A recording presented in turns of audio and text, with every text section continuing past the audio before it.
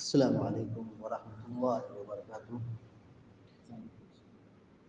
بسم اللہ الرحمن الرحیم وبہ نستعین وصلی اللہ علی نبینا محمد وعلی آلہ وصحبہ اجمعین ومن تبعهم بإحسان إلى يوم الدين أما بعد فعن ابن عباس رضي الله تعالى عنهما أن سعد بن عبادة رضي الله تعالى عنه توفيت أمه وهو غائب عنها فقال يا رسول الله صلى الله عليه وسلم إن أمي توفيت وأنا غائب عنها أينفعها شيء إن تصدقت بها عنها؟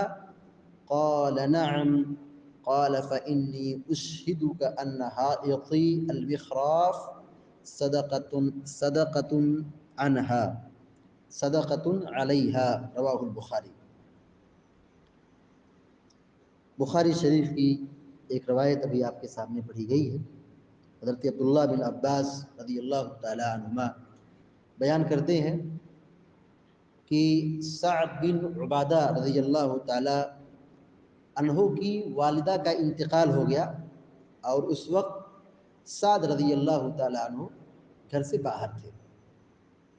بہرحال تدفین ہو گئی اور جب گھر واپس آئے تو انہیں پتہ چلا کہ والدہ کی وفات ہو چکی ہے۔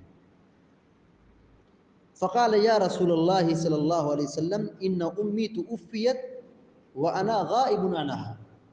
اے اللہ کے نبی صلی اللہ علیہ وسلم، دیکھیے میری والدہ کی وفات ہو چکی ہے اور جب وفات ہوئی تو اس وقت میں گھر پہ نہیں تھا، میں غائب تھا۔ اچھا بتائیے اَيَنْفَعُهَا شَيْءٌ إِن تَصَدَّقْتُ بِهِ عَنْهَا؟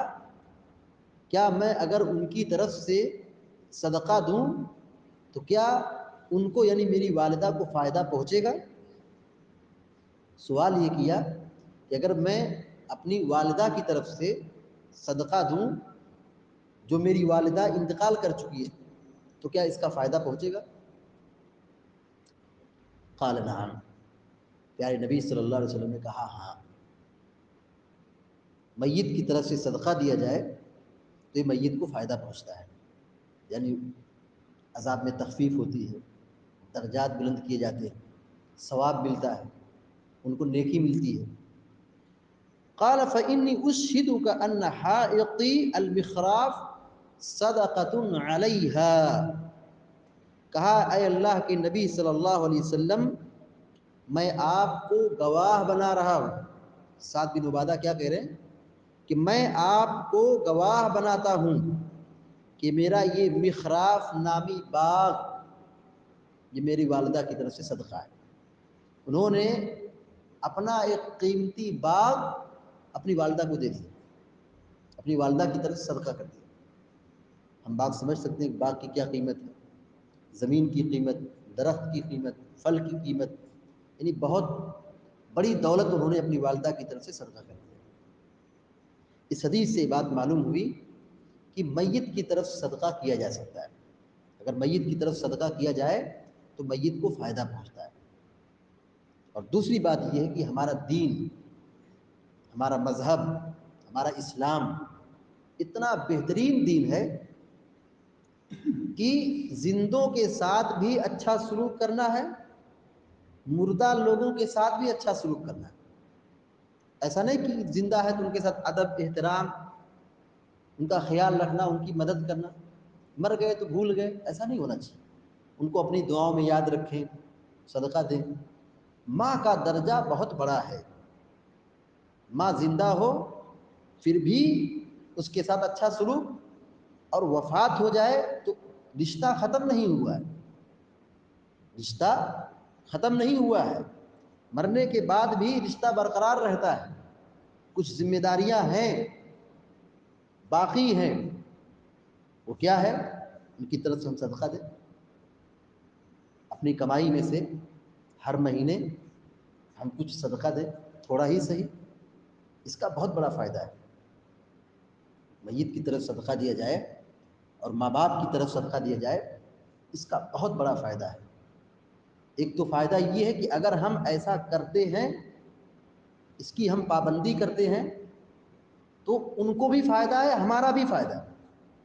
ایسا نہیں کہ ہم میت کی طرف صدقہ دیے تو صرف میت کو فائدہ ہے، ایسا نہیں ہے۔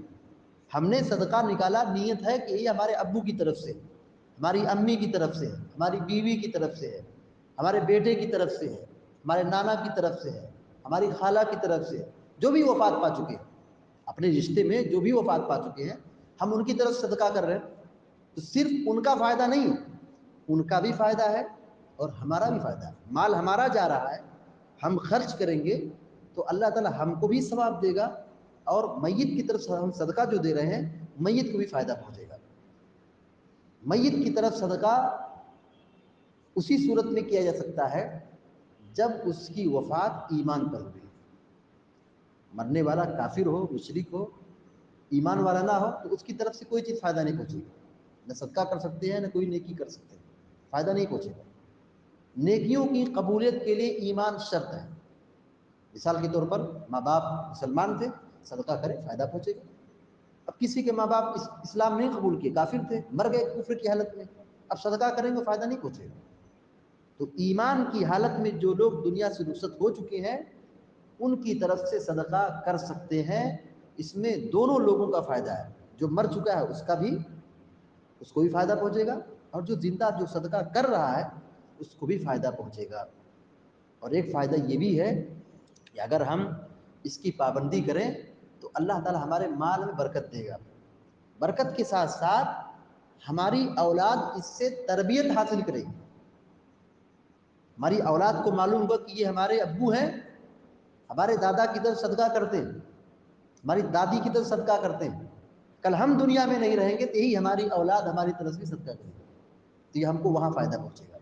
تو ہماری دنیا میں بھی فائدہ ہے، ہماری آخرت میں بھی اس کا فائدہ ہے۔ لہذا ہم سب کی ذمہ داری بنتی ہے کہ ہم اپنے فوت شدہ افراد کی طرف سے، رشتہ داروں کی طرف سے، چاہے وہ ہماری بیوی ہو یا ہمارے بچے ہوں یا ہمارے رشتے میں ہمارے والدین ہوں یا دور قریب کی جو بھی رشتہ داریاں ہیں، ہم ان کی طرف سے صدقہ نکالنے کا اہتمام کریں۔ یہ بہت بڑی نیکی ہے جس کو ہم نے بھلا دیا ہے، جس کو ہم نے عمل کرنا چھوڑ دیا ہے۔ ہم اپنی استطاعت کے مطابق، اپنی طاقت اور اپنی مالی حیثیت کے مطابق ہم صدقہ و خیرات کریں، میت کی طرف صدقہ نکالیں۔ اس سے مال میں برکت ہوگی، مال کی حفاظت ہوگی، اور اس سے ہماری اولاد کی اچھی تربیت ہوگی۔ اللہ تعالیٰ سے دعا ہے اللہ تعالیٰ ہم سب کو، آپ سب کو نیک عمل کی توفیق عطا فرمائے، امین یا رب العالمین۔ اقول قولی ھذا واستغفر اللہ لی ولکم ولسائر المسلمین فاستغفروه انه الغفور الرحیم، وصلی اللہ علی نبینا محمد وسلم تسلیما کثیرا۔ السلام علیکم ورحمۃ اللہ۔